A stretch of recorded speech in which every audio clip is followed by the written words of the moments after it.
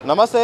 జూబ్లీస్ bypoll ఫలితాలు కూడా లెక్కింపు దశలో ఉన్నాయి. ప్రస్తుతానికైతే మాత్రం కాంగ్రెస్ పార్టీ లీడింగ్లో ఉంది. దాదాపుగా గెలిచిన వాతావరణం కనిపిస్తుంది. రౌండ్ కూడా మొత్తం కూడా లీడ్ పెరుగుతుండు, కూడా మెజార్టీ కూడా పెరుగుతుంది. దీంతో ఇక కాంగ్రెస్ శ్రేణుల్లో కూడా ఒక సంబరమైన వాతావరణం అయితే కనిపిస్తుంది. మనతో పాటు కాంగ్రెస్ లీడర్ రాకేష్ గారు ఉన్నారు, మాట్లాడే ప్రయత్నం చేద్దాం.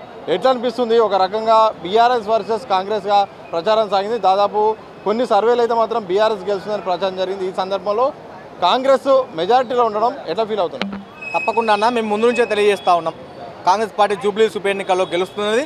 తప్పకుండా రేవంత్ రెడ్డి గారి 2 ఏళ్ల పాలనకు జూబ్లీస్ ఉప ఎన్నిక ఫలితము రెఫరెండం కాబోతుంది. తెలంగాణ రాష్ట్ర వ్యాప్తంగా ఉన్నటువంటి ప్రజానికానికి రేవంత్ రెడ్డి గారు సర్కారు ఇస్తున్నటువంటి సంక్షేమ పథకాలు ఏవైతే ఉన్నాయో, ఇంద్రమ్మ ఇల్లు కావచ్చు, సన్న బియ్యం కావచ్చు, రేషన్ కార్డులు కావచ్చు, మా నిరుద్యోగ సోదరులకు 65,000 ఉద్యోగాలు కావచ్చు, మా బీసీ సోదరులకు ఏళ్లుగా పెండింగ్లో ఉన్నటువంటి బీసీ రిజర్వేషన్ 42% కావచ్చు, మా ఎస్సీ సోదరులకు 30 సంవత్సరాల నుంచి రిజర్వేషన్ కోసం కొట్లాడుతూ ఉంటే రేవంత్ రెడ్డి గారు సర్కార్లో ఎస్సీ రిజర్వేషన్ మేము ఇంప్లిమెంట్ చేయడం జరిగింది. ఈ విధంగా ప్రజలకు ఒక్కొక్కటిగా ఇచ్చినటువంటి హామీలను నెరవేర్చుకుంటూ వచ్చినాం. తప్పకుండా జూబ్లీస్ నియోజకవర్గ ప్రజలు విఘ్నులు, మేధావులు ఆలోచన చేస్తారు. గల్లీలో లేని బీఆర్ఎస్ పార్టీకి, ఢిల్లీలో లేని బీఆర్ఎస్ పార్టీకి, ఇటు పట్నంలో అటు పల్లెలో లేని బీఆర్ఎస్ పార్టీకి ఓటు వేయరు. ఒకవేళ ఓటు వేస్తే కనుక ఆ ఓటు మురికి కాలువలో, చెత్త కుప్పలో, మోరీలో వేసినట్టే అవుతుంది. 9.5 ఏళ్ళు రూలింగ్ పార్టీ ఎమ్మెల్యేగా ఉన్న మా మాగంటి గోపీనాథ్ గారు ఎప్పుడు కూడా మా బస్తీలో ఉన్నటువంటి మా బతుకులను మార్చలేదు. మా కాలనీలకు, మా బస్తీలకు మా రోడ్లు వేయలేదు, మాకు కావాల్సినటువంటి డ్రైనేజీలు వేయలేదు.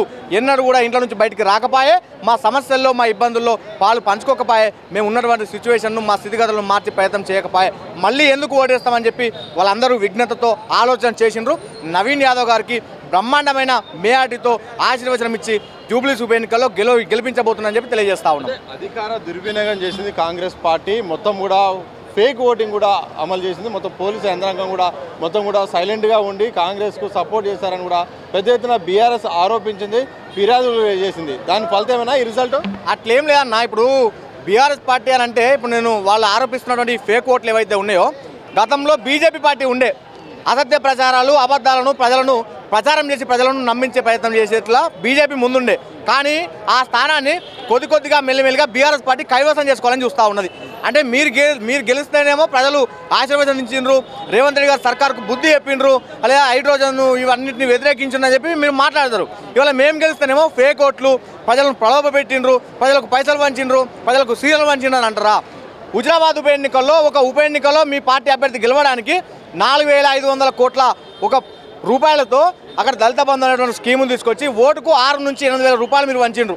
అక్కడ కూడా దొంగ ఓట్లు మీరు తయారు చేసిండ్రు, అనేక రకాలుగా ప్రలోభ పెట్టిండ్రు. మరి మేము అట్లే అన్నామా?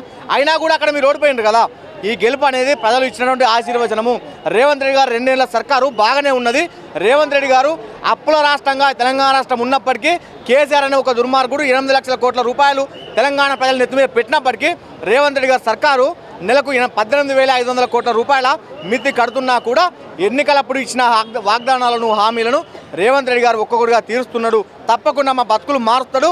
మా గల్లీలు, మా పల్లెలు, ఇటు పట్టణంలో ఉన్నటువంటి మా బస్తీలు మారుతాయి.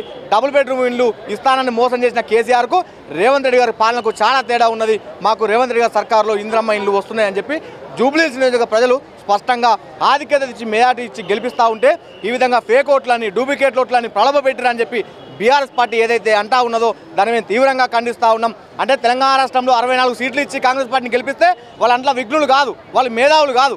అంటే కాంగ్రెస్ పార్టీ సర్కారుకు కారణమైన ప్రజలను, ఇలా ఓట్లేసినటువంటి ప్రజలను మీరు కించపరుస్తున్నారు. వాళ్ళను మీరు ఎడ్డోళ్ళుగా, లేదా వాళ్ళకు విఘ్నులు కాదని చెప్పి, మేధావులు కాదని చెప్పి వాళ్ళని అవమానిస్తున్నారు. ఈ విధమైనటువంటి అహంకార పూరితమైనటువంటి మాటలను తక్షణమే బంద్ చేయండి, ఉపసంహరించుకోండి. ఈ వచ్చేటువంటి ఈ ఫలితం ఏదైతే ఉన్నదో, నవీన్ యాదవ్ గారు 15 ఓట్ల నుంచి 20,000 ఓట్ల మేరతో గెలుస్తాడు. రేవంత్ రెడ్డి గారు 2 ఏళ్ల పాలనకు జూబ్లీస్ ఉప ఎన్నిక ఫలితం కారణమైపోతుందని చెప్పి, రెఫరెండం అవ్వబోతుందని చెప్పి తెలియజేస్తా ఉన్నాం.